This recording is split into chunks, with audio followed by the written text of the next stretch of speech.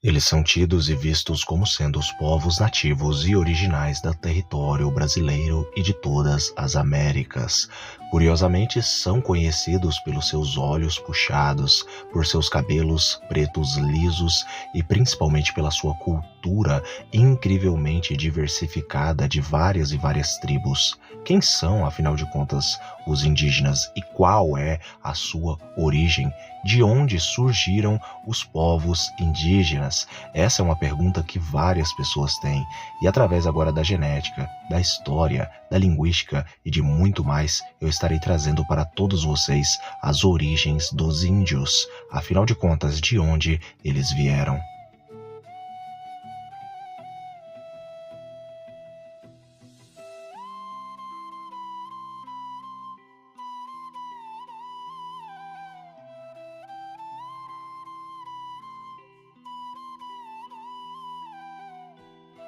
Muitas pessoas pensam que os índios são simplesmente as populações nativas do território brasileiro e de todo o continente americano que os portugueses acabaram encontrando aqui, os espanhóis também encontrando em outras regiões da América do Sul.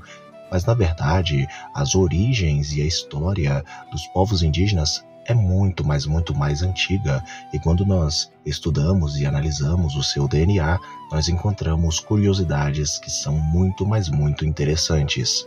Vamos começar falando primeiramente do termo índio. Índio provém do fato de que Cristóvão Colombo, quando chegou à América, ele estava convencido de que tinha chegado à Índia. Haja visto que o gentílico em espanhol para a pessoa nativa da Índia é índio, e dessa maneira ele chamou os povos indígenas que ali encontrou. Por essa razão também, ainda hoje se refere às ilhas do Caribe como Índias Ocidentais. Mais tarde, estes povos foram considerados como sendo uma raça distinta e também foram apelidados de peles vermelhas. A denominação índio atualmente pode ser considerada pejorativa.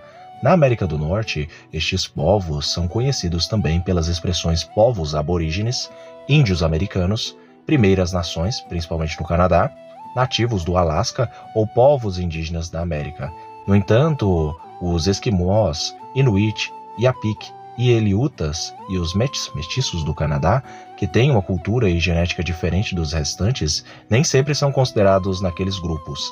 Estes termos compreendem um grande número de distintos povos, também estados e, obviamente, os grupos étnicos, muitos dos quais vivendo como comunidades com um estatuto político. Mas falando das suas origens, os ancestrais dos povos indígenas da América se separaram dos povos da Ásia Oriental há muito tempo atrás. Emigraram em direção ao norte, alcançando o leste da Sibéria, aonde acabaram se miscigenando com antigos habitantes daquela região e dali então acabaram partindo para as Américas. Curiosamente, a fisionomia dos índios, em maioria, tendo seus olhos puxados, o cabelo preto muito liso, muitas das vezes um tom de pele amarelado, lembra muito vários e vários povos da Ásia, como os chineses, como os japoneses e como também os indonésios, os filipinos, principalmente indonésios e filipinos, que têm ali a sua aparência mais similar aos índios brasileiros. A verdade é que a fisionomia dos povos indígenas já entrega a sua origem, que é oriundos aí da Ásia. Os tons de pele dos povos indígenas variam entre o amarelo, um tom de pele um pouco claro, meio bege, meio amarelado, ao tom de pele marrom claro, similar a um tom de pele avermelhado, que é muito aí bronzeado do sol. O que a genética fala a respeito da origem dos indígenas? A verdade é que, de acordo com um estudo genético autossômico de 2012 e depois mais tarde outros estudos genéticos, vai dizer que os indígenas descendem de pelo menos 3 correntes provenientes do leste e do nordeste da Ásia. Grande parte descende diretamente de uma única população ancestral, chamada de os primeiros índios. Contudo, os esquimós e aleuites do Ártico herdaram quase metade da sua ancestralidade de uma segunda corrente vinda do leste asiático, e os que falam as línguas Nadene, por sua vez, herdaram a 10ª parte da sua ancestralidade de uma terceira corrente. O povoamento inicial seguiu uma expansão para o sul, pela costa, com um pouco de fluxo gênico posterior, especialmente na América do Sul. Uma exceção a isso são os Chibchas, que têm ancestralidade tanto do norte quanto do sul da América. Segundo os estudos, os povos indígenas da América herdaram cerca de 60% de sua ancestralidade e genética dos asiáticos orientais. Por conta disso, eles têm o cabelo muito liso e preto e os olhos puxados. E os aproximadamente 40% restantes dos antigos eurasiáticos do norte. Um outro estudo genético focado no DNA mitocondrial, que é aquele DNA que é herdado pela linhagem materna matrilinear, revelou que os nativos do continente americano têm sua ancestralidade materna traçada a um pouco pequeno número de linhagens do leste asiático que teria chegado pelo Estreito de Bering. Análises linguísticas e também muitos estudos linguísticos eles apoiam os estudos genéticos e estão em pleno acordo, tendo sido encontradas antigas relações e padrões de similaridade entre as línguas faladas na Sibéria e aquelas faladas no continente americano pelos próprios povos indígenas. A história genética dos povos indígenas das Américas concentra-se principalmente nos haplogrupos de DNA do cromossomo Y humano e nos haplogrupos de DNA mitocondrial humano. O Y-DNA é transmitido exclusivamente pela linha patrilinear, pelo pai para o filho, enquanto o mtDNA, ou DNA mitocondrial, é transmitido pela linha matrilinear, da mãe para os filhos, de ambos os sexos, tanto masculino quanto feminino. Nenhum dos dois se recombina, e portanto o Y-DNA e o mtDNA mudam apenas por mutação aleatória em cada geração, sem mistura entre o material genético dos pais. Marcadores autossômicos de DNA mitocondrial também são usados, mas diferem do mtDNA e do Y-DNA porque se sobrepõem significativamente. O AT-DNA é geralmente usado para medir a mistura genética, a média do continente de ancestralidade em todo o genoma humano e as populações isoladas relacionadas.